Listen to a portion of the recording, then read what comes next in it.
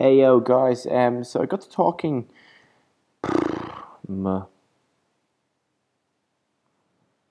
Hey yo guys, I got to talking to a few of you today about the seminar on Saturday about why your brain hates you and wants you to fail, and a couple of things came up repeatedly. So I figured I'd take a few minutes now and just address them. The the whole purpose of the talk was just to give you an idea of how your brain works. Like, I wasn't going to try and provide solutions and answers or anything like that, because if I provided the answer and solution without context, you wouldn't do it.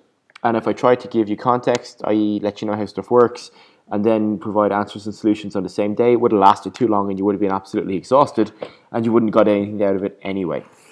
This has always been planned as part of a multi workshop series. But while it's still hot in everyone's mind and while we're still on top of it, I just want to give you a few takeaway points that you can probably start to use and implement. Now, I mentioned most of these on Saturday, but you may have missed some of them. So here we go again with it. So remember, there's a few things we want to recap. There's three brains, and you're all of them, and you're none of them. Okay, so there's the reptile, the deepest, oldest level of your brain, the reactionary one that just cares about survival. It's responsible for fight, flight, freeze, fuck, and food. So it gives you safety under threat. It gives you your basic human urges to eat and to have sex. There's your mammalian brain, more concerned with love and connection, so building a tribe, maintaining social hierarchy, and longing for the approval of others. And then finally, the human brain, which is logic and problem solving. But remember, you'll never get to the human until the animals are happy, and you got to stroke the snake, pet the pussy before you get to meet the human. So, with all of this stuff, then threat becomes the enemy. So anything that puts your animal brains, so the first two there, your reptile and your mammalian, under pressure. Now, it doesn't matter if you look at this and go, but logically, not going out with my friends isn't a threat to me. What matters is how your brain perceives it. So anything that puts your brain under pressure or under threat is going to impact your decision making and make you unhappy. Generally speaking, people who are more confident and who have a better sense of self and stronger core beliefs around things are less threatened in situations.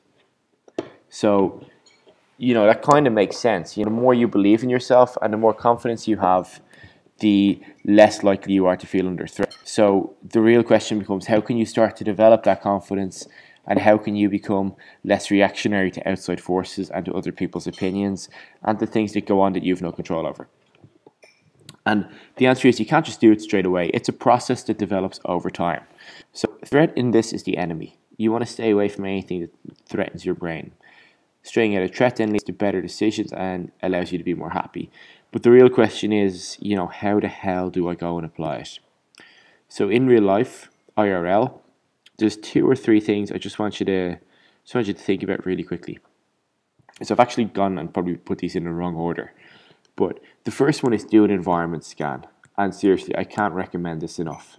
Like, as I sit within eyeshot of where I am in the apartment, I can see an outdoor football volleyball net that we got as a present at Christmas. It's assembled kind of, and it's brilliant, but just seeing it stresses me out. I move my eyes a couple of inches to the right and I see my man corner, which is like the most relaxing thing ever. Beside that, there's a couple of pictures from holidays, which remind me of London and of some of my favourite films. Just beside that, there's a street art picture from New York, and then a beautiful picture Sarah got made. So like I have a lot of things around the apartment that inspire me and that remind me of happiness. If I look, like, let's say to my left, I can see our bookshelf. On that, there's a number of items. Like, the majority of them are either positive or neutral, but along the bottom shelf, there's a series of boxes we use to store things. And looking at those boxes, a few of them are out, a few of them are ajar, and that wrecks my head right now. So I'm going to go and fix them as soon as I'm off this podcast. But Sarah's gone and made it worse. Okay, I thought she was going to fix them, but evidently she's just fucking with me now. So it's all because I said I didn't like the net, by the way. But looking around, like I've done a pretty good job of looking around the apartment now since we've moved in and kind of ranking stuff in a neutral, positive, and negative scale and adjusting accordingly. If something's neutral, you can leave it alone and ignore it. If it's positive, you want to keep it there and you want to put it more in eye shot. If it's negative, you want to just get rid of it. The thing about it being negative is you don't have to look at it and see it's negative. You don't have to realize it's there every day for it to be negative. But your brain is constantly scanning the environment around you and looking for threats. And if it sees something, even in its peripheral vision, that it considers a threat, it'll impact you emotionally and physically. So get rid of all the negative stuff around you. Essentially, feng shui the shit out of your life, and everything will be better. That's number one. Do that in every room of your house, or at least rooms where you spend the majority of your time. That includes your hallway when you first walk in. With the Sarah is now fixing the boxes. Good news. With the time intensity curve, we talked about this quite a bit, and I think this is the thing people really got the most out of from the seminar. The whole idea that, you know, the more intensity you bring to a given situation, the faster you'll get there. But, you know, you can't always bring full intensity because it's not always practical. So when it comes to stuff like, let's say, weight loss, what you need to do is think of like a series of actions or steps that will get you to your goal. So the example I used earlier with the guys was, let's say I'm actually, you know what, I'm going to type this as I go, just because it'll probably make it a bit easier for you to conceptualize. So just bear with me as I open up some new slides.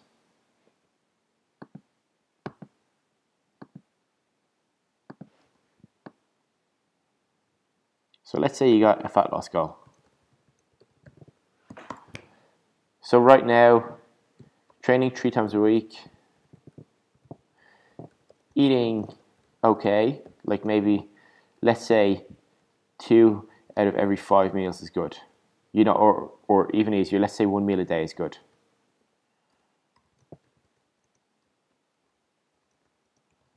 But you still go out on the weekends. 2x or more. This is the frequency of which you drink, not the amount of drinks you have. Twice or more during the week. Okay, so right now, that's where you're at. You've got a fat loss goal. This is where you're currently sitting. And with that, you have a couple of options. So when it comes to training and when it comes to getting in shape, there's 3 main variables you can manipulate. You can train more, you can eat less or better, and you can recover and repair more. So in this scenario, let's just use the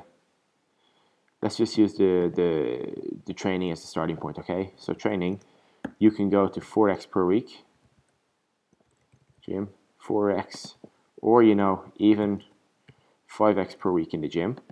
So that's an option.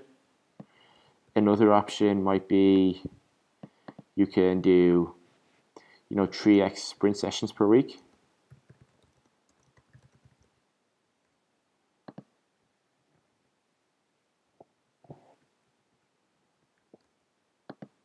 Another option could be that you're going to do, you know, a 30-minute walk once per week. Okay, so they're like your training variables right now. Then you've got your food ones, which could be to, let's say you're going to eat, you know, 100% perfect. So that's 21 out of 21 for the week for meals. Or you have, like, what's 7 by 5 by 3? You got 15 out of 21 perfect with 2 cheat days. So that would be like the weekend for most people. Or you've got, maybe you're going to step it up a little bit further and go 18 out of 21 perfect with just a 1 cheat day.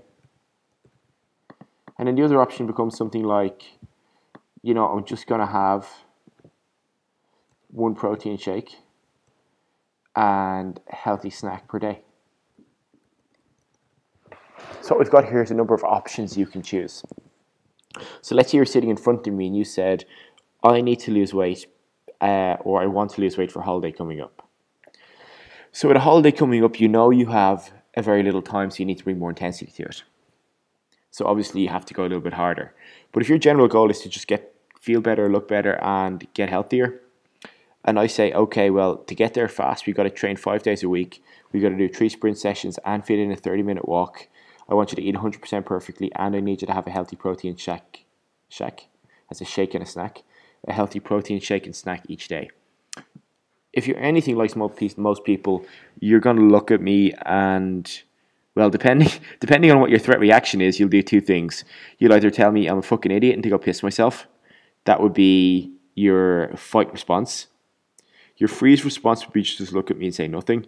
And then your flight response would be to mindlessly agree with me and go, oh, yeah, okay, I'll do that, no problem. And then just walk out and never do it again. So this is how the responses work in real life as well, guys. So let's just say you disagree with me and you say, I can't do that.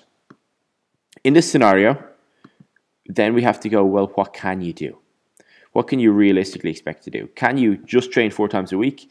And can you get like 18 out of 21 meals perfect each week?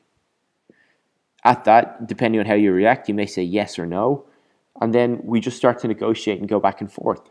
It's like, okay, well, look, let's not worry about the 18 out of 21. What about if we get 15 out of 21 right and you train 4 days a week?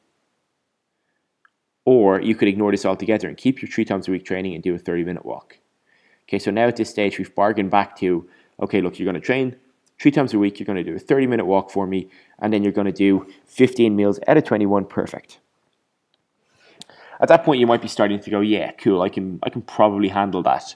And, you know, I'll be going, where are you on a scale of 1 to 10? Like, are you a 7 or an 8? And if you're an 8 or greater, then let's go for it. Let's go and smash that goal. But if you're not supremely confident, or at least very confident you're going to get it, then you're probably not going to achieve it because you're still in that threat or still in that under pressure phase.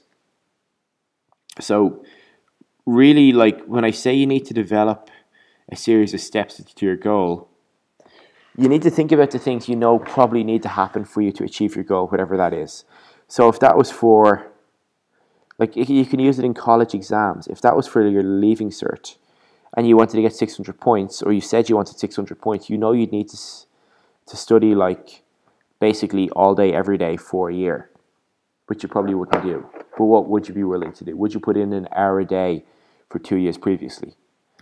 You know, as a child or as a younger person, it's quite difficult to make those decisions, but as an adult, you start to understand the decision-making process a little bit better. So in this, all I'm saying is when you start to set a goal for yourself, or when you are looking towards something like weight loss, you need to pick a series of things and action steps that will help get you to where you want to be.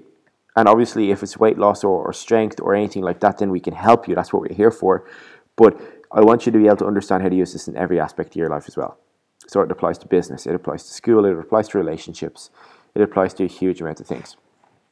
So create a series of actions or steps to get you to your goal.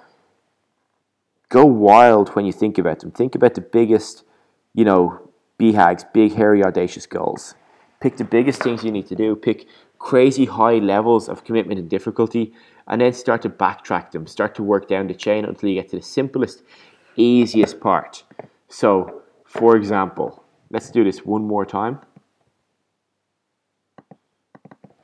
I'm going to try and make this like, I'm going to make this one of these, like, it sounds ridiculous, but we'll get there in the end sort of setup. So, let's go 21-21 perfection. I'm going to have to do it fast. 21-21 perfection in your diet. We go to 18-21. We go 15-21. We go, okay, fuck it, just breakfast. Okay, too hard. Protein shake. Okay, still too hard. You know what, just have 2 fucking liters of water. Still too hard. Okay, pint of water in the morning. Still too hard. Glass of water in the morning. Still too hard. Go fuck yourself. Because you're not getting it. Okay? There is a certain minimum level of commitment you're going to need to bring to the table here, guys. But look, 21-21 perfection is really hard, and it's difficult for anyone to achieve. 18-21 is doable, but it's still pretty hard. 15-21, so 15 out of 21 meals right in the week. You're hitting your kind of your 60 to 70% there, about 70-75% perfection. It's going to be slower to get you there, but it'll start to get you moving. Just breakfast, or this could be lunch or dinner, any one of the three, still may be somewhat difficult to do. A protein shake is really easy to make and it's pretty easy to consume. It should be doable for most people. 2 liters of water a day is just a case of filling up your bottle in the morning and just making sure it's empty by the time you go home. A pint of water first thing in the morning isn't that hard. Some people don't like water though. A glass of water is doable for pretty much anyone in the morning. You can choke that shit down. And if you say you're not prepared to do at least that, then you need to go fuck yourself because you're never going to get your goals. Okay? There's nothing wrong with being scared and intimidated by this top level, but you need to work backwards and find somewhere you're comfortable and confident operating at. And once you're happy at that, and once your actions have led to movement, and the movement has led to habits, and the habits have started to increase, then we can start looking at the higher levels of stuff like getting more water in, getting protein shakes, and getting breakfast in. But until you pick the things you're supremely confident you can achieve and make a habit of achieving them, you're always going to struggle. So, like I said, there's going to be a series of follow-up workshops on this and how to set goals and how to achieve them. But hopefully that clears some things up. And if you have any questions off of this video, please just let me know, okay?